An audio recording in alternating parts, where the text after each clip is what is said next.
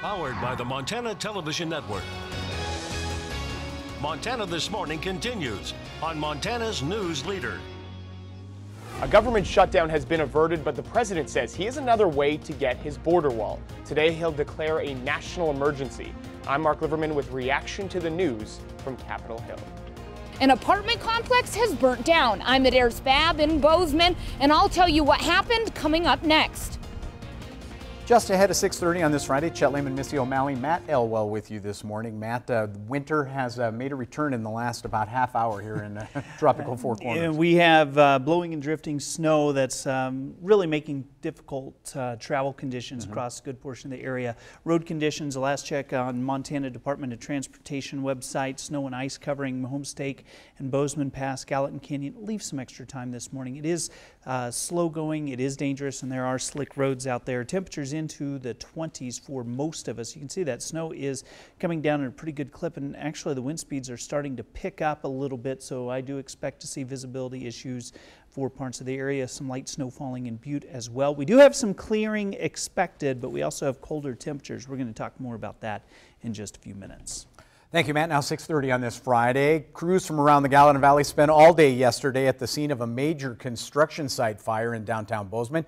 Make sure that blaze was completely out. Now, it took place at a 4-story luxury apartment complex that was under construction at 7th and Babcock. MTN's Adair Spab has our latest. Before this morning, there was a 4-story building that was set to be an apartment complex that stood behind me. I talked with a neighbor, the city, as well as the fire chief, who all watched it burn to the ground. There was lots of blue smoke from propane and whatnot, so that was a little concerning. Watching all these trees, you know, catching fire. So it was pretty emotional. It was about a half hour after midnight when Bozeman's 911 center got a call about a fire on 7th and Babcock. When fire crews did arrive, they identified that the building was under construction. Due to the nature of the fire, they chose to fight the fire from the exterior, meaning not to go inside and fight that fire.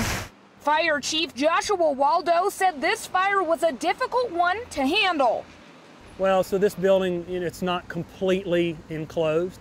So you have a lot of openings in it. That's a bad thing for fire. It allows the fire to get the oxygen it needs to burn a little faster. You don't have things like sheetrock and walls up that would slow fire down. So a building that's not complete, it's just a lot harder for us to deal with than something that is. Close to 8:30 this morning, the fire crews had already used 1 million gallons of water to take out the flames, which made the building collapse into the ground. It's pretty well a total loss at this point. We're using heavy equipment, as you can see, to move things around so we can get to these concealed fires and make sure that they are out. Fire crews will be staged at the scene throughout the night to make sure that the fire is contained. In Bozeman, Adair Spab, MTN News. Now, about 50 police officers and fire crews from all over the county responded to the scene. Chief Waldo said only one firefighter was sent home as a precautionary measure, but no others were seriously injured. The fire is under investigation. There's no cause that's been determined yet. Now, just down the street from that fire, an employee at Bagel Works tried to help as much as possible. Amy Points was working early yesterday morning when she first saw the fire. Firefighter came over asking if Bagel Works had any coffee. She said there wasn't any yet, but she would make some. Then she got together as much coffee and bagels as possible to give the first responders to help thank them for their service. Our community, everything was blocked off. You know, they're taking care of the surrounding area, cutting the power, and everything was important for the families around. But you take care of people, you know, we take care of each other. That's for sure. Now, during the first few hours of that fire, power out for hundreds of households close to those apartments. Bozeman Fire Department said there was a safety concern with power lines near the incident, so Northwestern Energy was called in. Crews shut down that power not only to the building on fire, but to more than 250 households. Power restored in about 3 hours. From power shutdown to the government shutdown. Now it's been averted, but a new challenge is forming in Washington. CBS's Mark Liverman has a reaction to President Trump's plan for a national emergency.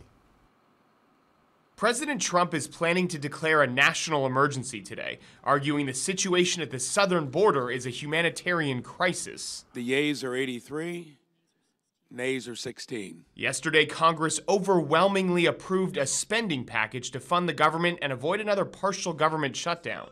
The yeas are 300, The nays are 128. Included in it is $1.4 billion for border fencing, far short of the $5.7 billion President Trump wanted for a wall. He's prepared to sign the bill.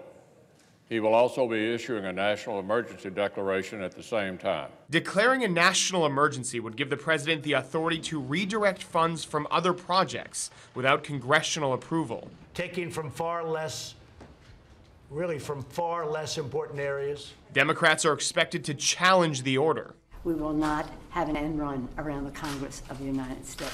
President Trump himself has argued against it. In a 2014 tweet, he said President Obama was subverting the Constitution because he is unable to negotiate with Congress. What if it's a President Bernie Sanders and he declares climate change? The primary concern Republicans have, the precedent it sets for a future Democratic president. If it's a President Bernie Sanders, then we're going to have a lot more problems than this. In the latest CBS News poll, 2/3 of Americans said President Trump should not declare a national emergency. Mark Liverman, CBS News.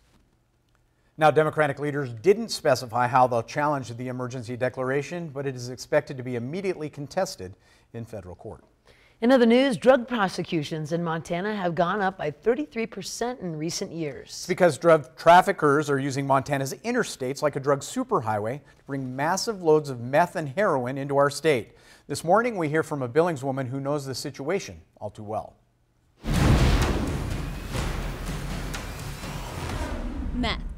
It's known as the devil's drug. The demand is high, the supply readily available. Drug traffickers directly linked to Mexican cartels drive our interstate system like a drug superhighway, bringing meth to Montana and putting people's lives at risk. We talk recovery. People like Mandy Nunez. It's like the best adrenaline rush you've ever had. She spent many precious years of her life addicted to meth. By the time she was in her late teens, how she used it changed. And then you have to steal to support your habit, and it just progresses from there. She was in and out of jail and court. She was in and out of psychiatric care. I ended up sitting my county time out in jail. And 2 weeks before I was due to get out, my husband fell off the rims and died.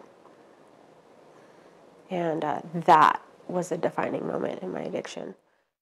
When meth takes control in someone's life, local, state, and federal partners work to take control back. Project Safe Neighborhoods is a federal initiative to help fight Montana's drug-driven, violent crimes. In Yellowstone County, through Project Safe Neighborhoods, 124 people have been charged federally for meth crimes. 346 pounds of meth has been seized, and 96 firearms have been taken off the streets. Kurt Alme is U.S. Attorney for the District of Montana. If a drug case comes across his desk, the penalties are stiff. If an individual is trafficking in more than 50 grams of meth, they're going to go away for a mandatory minimum of 10 years in prison. Lieutenant Brandon Woolley explains why people are drawn to meth. Some people end up getting into selling drugs because they just need to do it to support their habit, or they find out that the money's easy, and they'll tell you that meth is the devil's drug, and it's taking everything from them, and they wouldn't wish it on anybody else. But for Mandy, there came a point where she did wish for penalties. I knew there was nothing left in that life for me but prison sentence or a casket, and I knew that I had to do something different. She summarizes the end of her addiction as a changing moment. It was the only time that I've ever been arrested when it was like a relief. It was like, I don't have to do this anymore. Like, I knew jail wasn't going to be fun. It never is. Mandy spent 9 months of her recovery here at the Yellowstone County Detention Facility. She detoxed, but said she finally had to choose to change. I didn't have anybody call. I didn't call anybody when I got to jail, like not my mom, nobody. And it really hit me that I had sacrificed every relationship I had ever had with another human being for drugs. Her changing moment changed everything. I've gotten married to another person in recovery who's good and treats me well. I have a house, I pay rent, it's paid on time, it's usually early. She takes what she knows about recovery and puts it to use at Rimrock Foundation in Billings. Mandy works as a rehabilitation technician supervisor, helping others through the painful effects of addiction. When the pain and fear of change becomes less than the pain and fear of staying the same, people become ready. But until that happens, they do what they know. They do what they're used to. I'm just lucky enough to have reached that moment. In Billings, Andrea Lutz, MTN News. By the way, the Rimrock Foundation mentioned there in Billings is Montana's largest addiction treatment center. Wow, what a story. Powerful. Incredible. Happy Friday to you. Coming up after a quick break. For those who don't love online dating, they're looking to old-fashioned matchmakers to find love. This story for you in just a moment. But first, we're going to check in with Gail King to see what's coming up at 7 o'clock on CBS This Morning. Good morning to you. Ahead on CBS This Morning, President Trump is expected to declare a national emergency today to pay for a border wall after Congress passes a spending bill to avoid another shutdown. We'll outline what is involved and how the announcement will be challenged. And only on CBS This Morning, we love when we can say that, we're going to take you on a Coast Guard training mission to see how their helicopters protect the most restricted airspace in the country. We'll see you 7 o'clock on the dot.